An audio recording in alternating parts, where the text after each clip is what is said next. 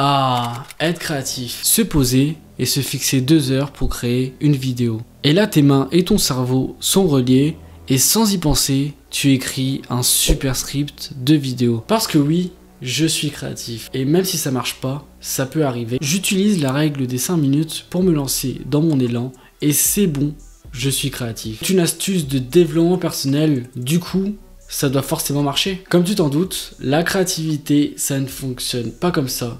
Et malheureusement, il ne suffit pas de te poser et de te dire entre 10h et midi, je vais être créatif. Après avoir tourné une trentaine de vidéos sur YouTube et des dizaines de réels sur Instagram, j'ai identifié 5 habitudes qui m'ont permis de développer ma créativité. Et il faut la cultiver chaque jour et y prendre soin. La créativité, c'est comme un muscle, ça se travaille. On peut penser que la créativité frappe dès la naissance et que l'on peut rien y faire ou que c'est un don du ciel dédié à une partie infime de la population et notamment aux artistes. Bien sûr qu'il y a des personnes qui ont plus d'imagination que d'autres personnes et ça c'est sûr. Mais être créatif, c'est passer par un processus. Avant d'écrire cette vidéo, j'ai regardé un TEDx sur le sujet de la créativité et il faut que je vous en parle. Dans cette vidéo, l'auteur explique qu'il existe 3 étapes fondamentales pour devenir plus créatif. La première étape, c'est d'avoir plus de connaissances. Plus tu as de connaissances sur un sujet et plus tu peux apporter quelque chose de nouveau dans ce même sujet et donc tu deviens plus créatif. Ensuite, c'est la pensée divergente. C'est la capacité à trouver une multitude de solutions à un problème. Ensuite, la pensée convergente. C'est la capacité à synthétiser des informations pour rendre ça utile et cohérent et en apportant une solution précise à un problème. Et une étude sur la pensée divergente chez les enfants que j'ai trouvé très intéressante et je mettrai les liens directement en description. Selon les études, les enfants de moins de 5 ans ont un potentiel incroyable en termes de pensée divergente, avec jusqu'à 90% d'entre eux considérés comme des génies dans ce domaine. Malheureusement, cette capacité diminue progressivement avec l'âge, avec une baisse de 60% à l'âge de 10 ans, et encore une baisse progressive en arrivant à l'âge adulte. Selon cette étude, c'est dû au système éducatif qui met surtout en avant la pensée convergente plutôt que la pensée divergente. Et c'est ce qui limite la créativité et la pensée originale lorsqu'on devient adulte. Selon Steve Kleon, qui a écrit 3 best-sellers dans le domaine de la créativité, il a défini le spectre de la créativité. Il a tout d'abord le travail médiocre, c'est lorsque tu ne connais pas le domaine, et le travail excellent, lorsque tu as réussi à innover dans ton domaine et tu es reconnu pour ça. Selon lui, le vrai progrès est surtout à faire entre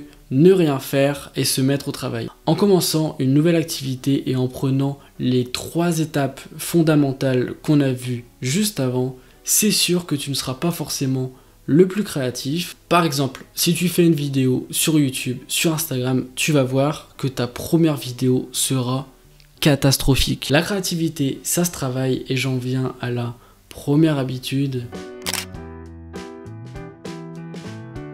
Se forcer des fois à écrire, créer, ça ne marche pas, malgré que souvent il faut se forcer un peu pour démarrer la tâche que l'on n'a pas envie de faire. Mais au lieu d'attendre l'éclair de génie, de rester 2 heures sur son bureau et attendre que l'inspiration arrive, une habitude que j'ai commencé depuis que j'ai lancé ma création de contenu sur Instagram, c'est d'écrire du contenu 20 minutes par jour. Avant de faire ça, ce que je faisais, c'est que je me mettais sur mon bureau dès que je me sentais bien, dès que je me disais que j'avais de l'inspiration, etc. Mais j'attendais toujours d'avoir l'inspiration. Donc, je n'ai pas forcément sorti beaucoup de vidéos sur YouTube. Ouais. Mais il y a des moments où j'ai beau rester devant mon ordinateur pour créer un script d'un réel et ça bloque. J'arrive tout simplement pas à créer. Et j'ai ce fameux syndrome de la page blanche. Mais il est important que je prenne ce temps tous les jours. Et là, en plus, 20 minutes, c'est pas beaucoup.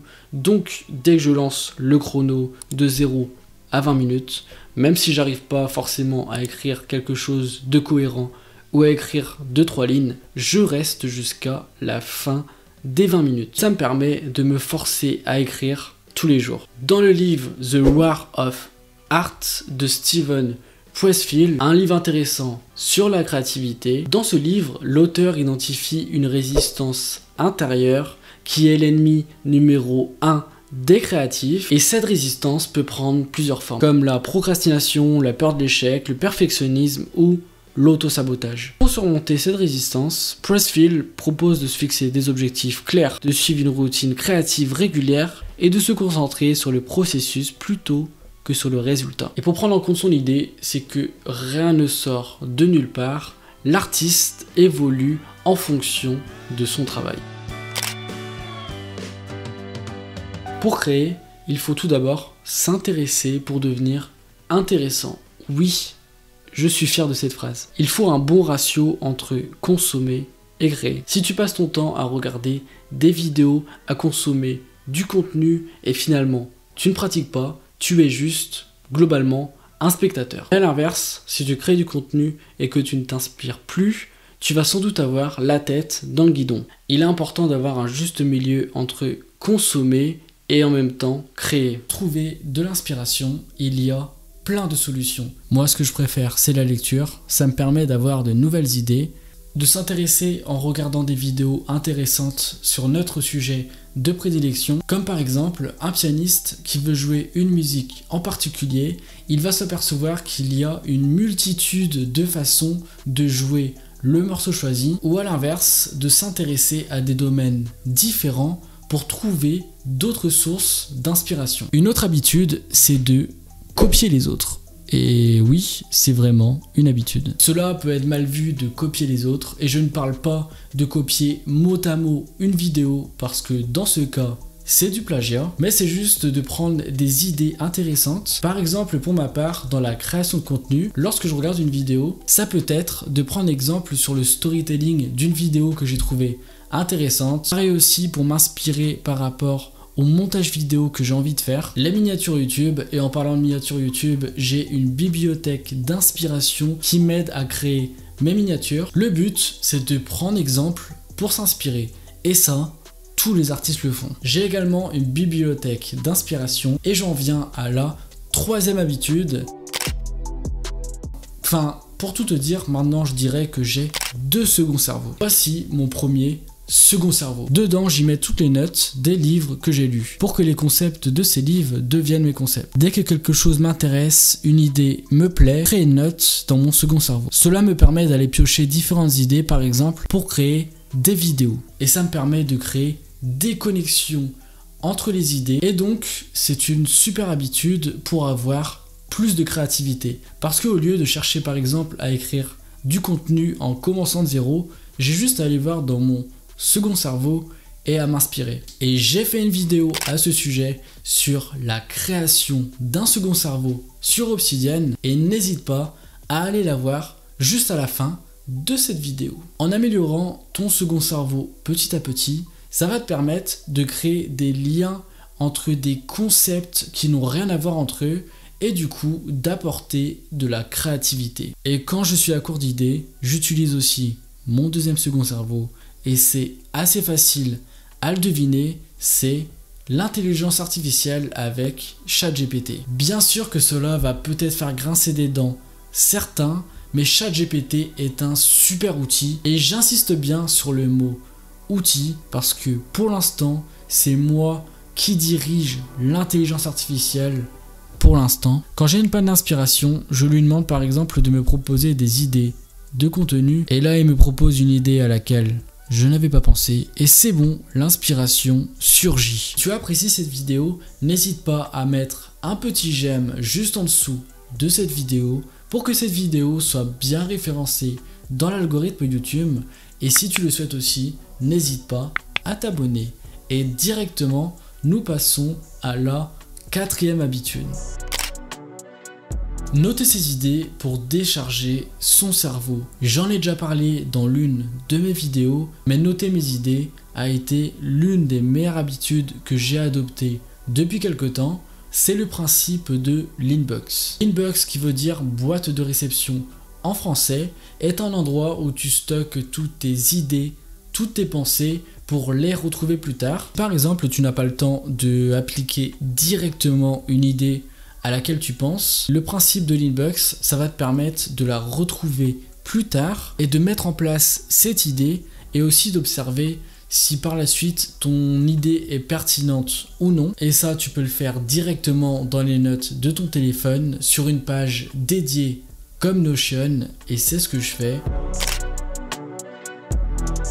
Les raisons du manque de créativité. Comme on l'a vu ensemble, il y a tout d'abord le fait de créer mais ne plus s'inspirer. Tu as tellement la tête dans le guidon que tu ne prends même plus le temps d'apprendre et de consommer pour t'inspirer. Et le deuxième cas de figure, c'est que tu as beau rester jusqu'à la fin du temps, tu fais l'activité en question, mais rien ne sort, tu n'arrives à rien. Et il existe des méthodes pour recharger sa créativité. Le premier, et c'est ce qui marche le mieux pour ma part, c'est de prendre des douches. Et oui, c'est vraiment quelque chose qui marche pour ma part. Je ne sais pas pourquoi ça marche. Dès que je suis sous la douche, il m'arrive d'avoir la solution à des problèmes. C'est magique. Pour recharger sa créativité, il y a aussi la lecture, aller marcher, faire du sport, écrire, voyager.